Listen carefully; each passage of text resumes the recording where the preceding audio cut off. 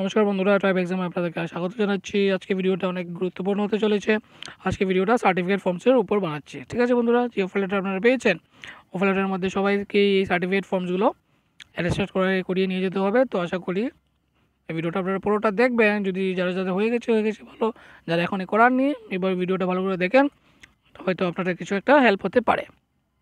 তো প্রথমে দেখতে পাচ্ছেন যে ফার্স্ট সার্টিফিকেট যেটা আপনারা পাবেন অ্যাটেস্টেশন ফর্মের মধ্যে, ওইটা হচ্ছে আইডেন্টিটি সার্টিফিকেট। এই সার্টিফিকেটটা কে অ্যাটেস্ট করবে? এটা হচ্ছে যে কোনো গেজেটেড অফিসার, ঠিক আছে, যে কোনো গেজেটেড অফিসার করতে পারবে। যদি না করান তাহলে আশেপাশে যদি member of parliament, legislative assembly কেউ থাকে, ঠিক আছে, তারা করতে পারবে। নাহলে সাব ডিভিশনাল ম্যাজিস্ট্রেট, এসডিএম তারা করতে পারবে, বা অফিসার্স তারা করতে পারবে, এসডিও বা এসডিএম তারা করতে পারবে, ঠিক আছে। তহসিলদার করতে পারবে। এখন সব তহসিলদাররা করতে পারবে না, এমন তহসিলদাররা করতে পারবে যারা কাছে ম্যাজিস্ট্রিয়াল পাওয়ার আছে। এখন সব তহসিলদারের কাছে ম্যাজিস্ট্রিয়াল পাওয়ার নেই, ঠিক আছে। তো এরকম খুবই কম তহসিলদার আছে যেখানে যাদের ম্যাজিস্ট্রিয়াল পাওয়ার আছে, তো তাদের কাছ থেকেই করতে পারবে, ঠিক আছে। বাদবাকি তহসিলদাররা পারবে না, ঠিক আছে। তারপর প্রিন্সিপাল বা headmaster of the recognise school, college, institution where the candidate studied last, ঠিক আছে, যেখান থেকে আপনারা লাস্ট পড়েছেন ওখান থেকেই করবে। এখন আপনারা হয়তো বলতে পারেন যে স্যার আমি তো হেডমাস্টার থেকে করাবো, কিন্তু ওই স্কুল বা কলেজ থেকে আমি পড়িনি, তাহলে কি আমি করাতে পারবো?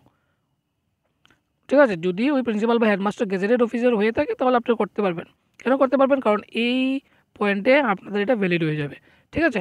তারপরে পোস্টমাস্টার, ঠিক আছে, গেজেটেড পঞ্চায়েত ইন্সপেক্টর গেজেটেড থাকলে আপনারা অ্যারেস্ট করে নিতে পারেন। দ্যাটস অল, কিছু না। এখানে আপনারা নাম লিখে দেবে, বাবার নাম লিখে দেবে, এত বছর ধরে চিনে, বাস হয়ে গেল, বা সিগনেচার দিয়ে দেবে, বাস হয়ে গেল, শেষ। বাদবাকিটা এটা আপনাদের ছেড়ে দেবেন, এটা অফিসে ফিল আপ করবে। অফিস মানে যখন আপনারা সাবমিট করবেন যে ডিপার্টমেন্টে গিয়ে, ওই ডিপার্টমেন্টের তারাই অফিসিয়ালসরা এখানে ফিল আপ করবে, ঠিক আছে। নেক্সট আমরা চলে যাচ্ছি ক্যারেক্টার সার্টিফিকেট। এখন আপনারা জানেন ক্যারেক্টার সার্টিফিকেট দুটো দেওয়া আছে।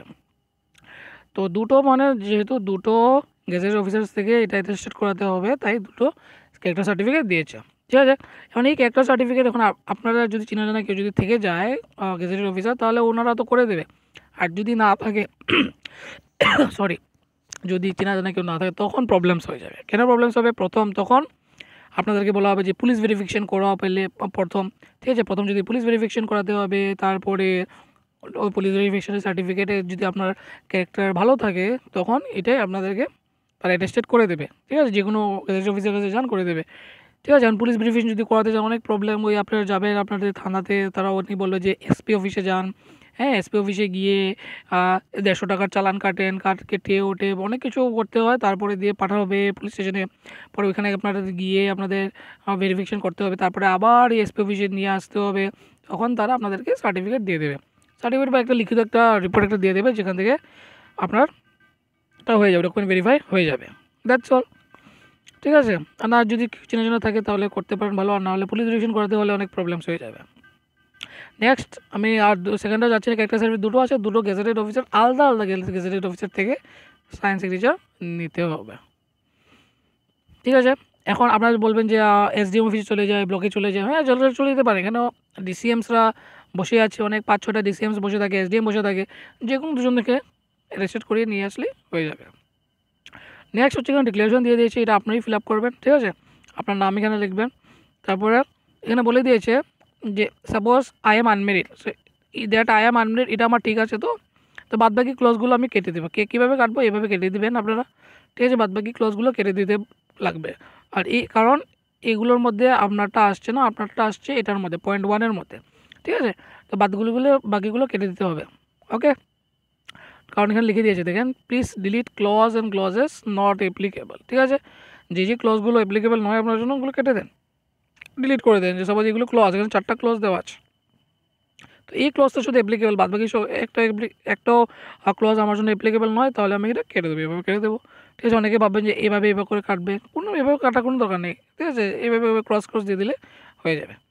নেক্সট আপনারা ডেট দিয়ে দেবেন, সিগনেচার দিয়ে দেবেন, বাস হয়ে গেল। তো এতটুকু পর্যন্ত। তারপর মেডিকেল সার্টিফিকেট, এখানে আমি কপিটা নেই।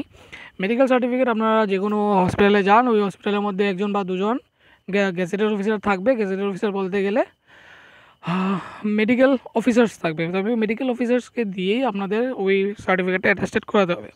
এখন মেডিকেল অফিসার যেরকম ছেলেদের জন্য ছেলে মেডিকেল অফিসার করতে হবে অ্যাটেস্টেড, আর মেয়েদের জন্য মেয়ে মেডিকেল অফিসার করতে লাগবে অ্যাটেস্টেড, ঠিক আছে। এখন ছেলেরা মেয়ে মেডিকেল অফিসারের কাছে গিয়ে করলে হবে না, ঠিক আছে।